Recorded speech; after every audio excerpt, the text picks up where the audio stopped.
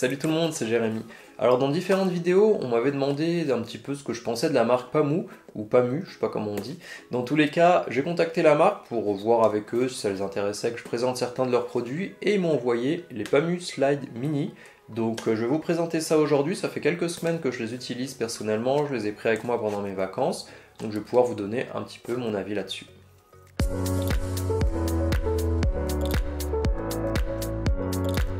Voilà donc ce qu'on a à l'intérieur de la boîte, donc j'ai déjà tout sorti, on peut quand même remarquer qu'on a une jolie boîte, c'est pas toujours le cas sur ce type d'appareil qui est un peu moins cher que les appareils plus haut de gamme.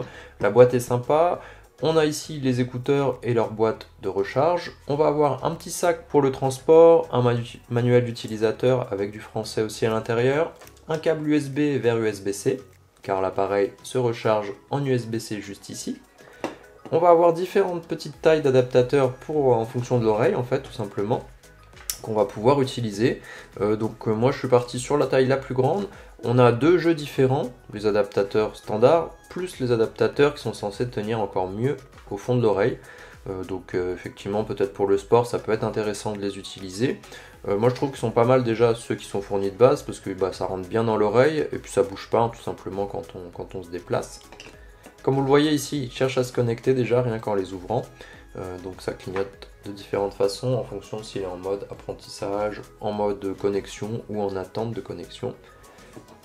Sur la boîte, on va aussi avoir ici le voyant avec 4 LED qui va vous permettre de voir un petit peu la charge de la batterie du boîtier. On a un système aussi qui est magnétique, c'est-à-dire quand on les remet, ils viennent bien se clipser comme il faut. Alors ici, sur la gauche, on a l'écouteur droit, sur la droite, l'écouteur gauche. Alors je sais pas pourquoi ils ont inversé les sens, ça me semblait moins logique, mais bon. Alors au niveau de la boîte, elle est plutôt sympa, elle est quand même assez imposante, donc dans la poche, ça risque de se voir quand même, si vous mettez ça dans votre poche. Sinon le reste est assez sympa, comme on l'entend, ça fait pas forcément trop plastique quand on l'utilise, ça s'ouvre, ça se ferme correctement, il n'y a pas de mouvement quand on tient la boîte comme ça. On a ici une batterie à l'intérieur de 400 mAh qui va vous permettre de recharger 2 fois les écouteurs et chaque écouteur a environ 10 heures d'autonomie. Donc ça permet quand même de les utiliser sur une journée complète finalement avant de devoir les recharger. Donc c'est plutôt sympa, je trouve qu'ils tiennent bien dans l'oreille, le son est bon aussi donc c'est difficile à vous faire écouter forcément mais je trouve qu'ils sont plutôt bons à la fois sur les basses etc. Moi je les trouve très bien en fait pour des écouteurs à ce tarif là qu'on trouve à environ 50 $ sur le site Pamu Tech, je vous le mets dans la description.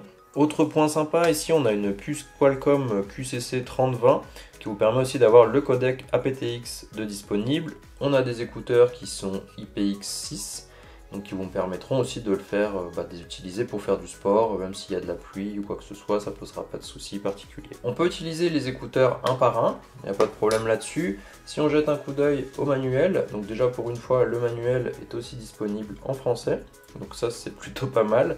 On a ici les informations concernant les boutons tactiles, donc si on appuie sur le bouton droit ou le bouton gauche une seule fois, on va mettre en pause. Si on appuie 2 fois sur le bouton gauche, on va avoir l'assistant vocal, donc Google, Amazon, Alexa, ce que vous voulez.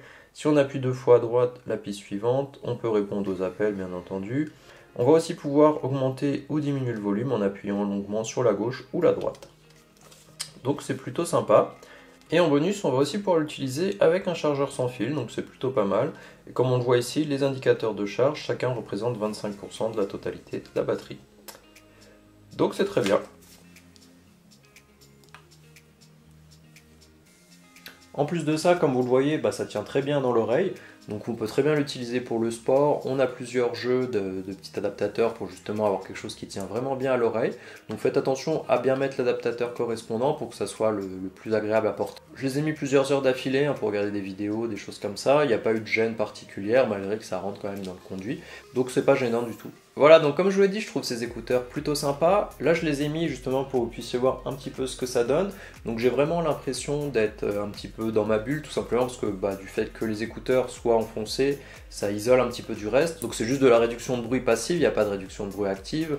On a quand même tout ce qui est commande en appuyant dessus tactile, donc c'est plutôt sympa. On n'a par contre pas de système qui va mettre en pause automatiquement quand on le retire, hein, il n'y a pas de capteur qui est présent ici. Je trouve que l'autonomie est plutôt sympa, on les trouve à environ 50 $ sur leur site directement. Je ne les ai pas trouvés sur d'autres sites comme d'autres marques qu'on retrouve sur Amazon, alors je ne sais pas si ça arrivera par la suite ou pas. En attendant, je vous mets quand même le lien dans la description. Je trouve qu'ils sont pas mal aussi au niveau du son. Personnellement, je les ai trouvés très corrects, très bien. Après, j'ai jamais testé d'écouteurs très haut de gamme qui me permettraient vraiment d'avoir un exemple là-dessus. En tout cas, par rapport aux autres écouteurs que j'ai testés chez Realme, chez Xiaomi, je trouve que le son est équivalent et qui est bon dans tous ces cas-là. Donc je trouve plutôt sympa.